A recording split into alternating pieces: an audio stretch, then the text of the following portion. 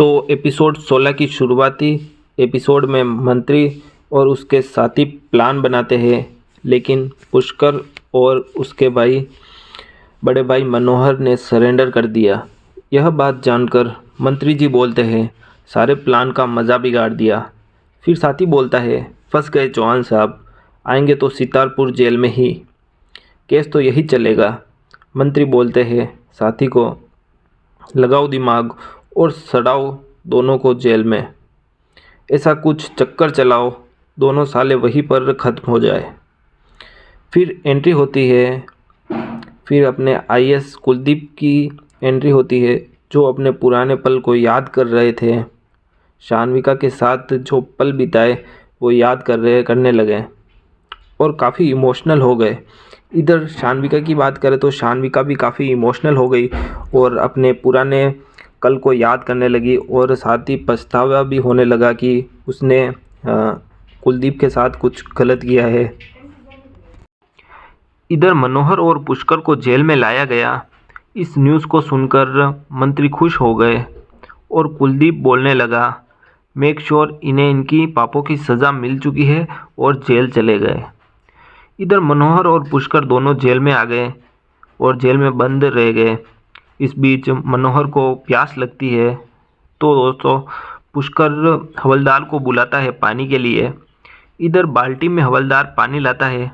पुष्कर हवलदार पर गुस्सा करने लगता है, साफ पानी ला चूतिए, फिर भी नहीं ला पाता। मनोहर को गंदा पानी पीना पड़ता है। पुष्कर बोलता है, ये सब डीएम करवा रहा है। मनोहर बोलता है, ये जो भी कर रहा है इसके पीछे हमारा ही हाथ है।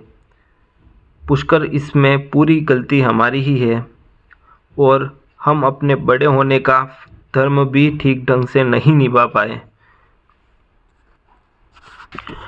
और घर का मालिक भाग चला, घर खिड़की दौड़ा।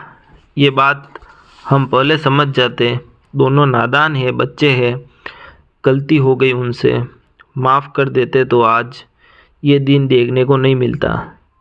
पुष्कर बोलता है, अरे क्यों माफ़ी मांग रहे हो भैया, उस कुत्ते ने इज्जत पर हाथ डाली थी हमारे, ये सब ज़रूरी था भैया। इतनी उम्र खर्च करने के बाद एक बात समझ आई पुष्कर, कि इज्जत से बढ़कर भी कोई चीज़ होती है, वो है ज़िंदगी।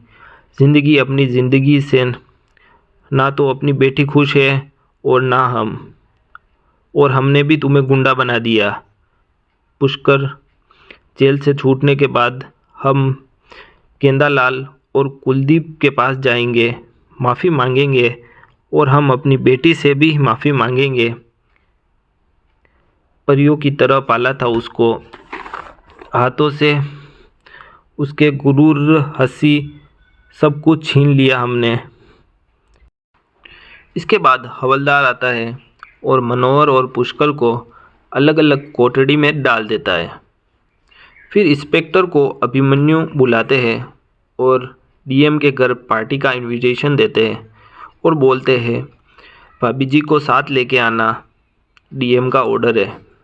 इसके बाद इंस्पेक्टर और शानवी दोनों पार्टी के लिए नहीं जाना चाहते थे, लेकिन शानवी को पार्टी में जाना था, इसलिए दोनों पार्टी में चले जाते हैं।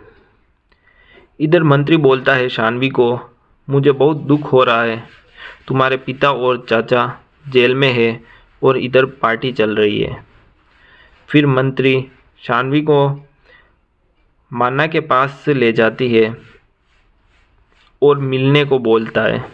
शानवी माना को बोलती है, तुम्हारा पति आजकल हमें भुला नहीं पाया, इसे अपना बना लो प्लीज़। इधर माना बोलती है, आप भुला पाइए क्या, आप भूल जाइए, हमारा बन जाने दीजिए प्लीज़। इधर चौहान साहब की जेल में मृत्यु हो जाती है हार्ट अटैक की वजह से। इधर पुष्कर की ज़मानत हो जाती है 50 लाख लेने पर। इधर पूरा परिवार चौहान साहब की मृत्यु पर काफ़ी इमोशनल हो गया और शानवी और पुष्कर दोनों रोने लग गए।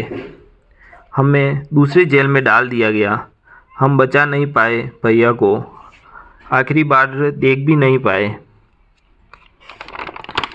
पुष्कर बोलता है, बाप की तरह पाले थे हमको, बेटे की तरह बदला लेंगे। रोइए मत भाभी, किसी और के रोने का टाइम आ चुका है।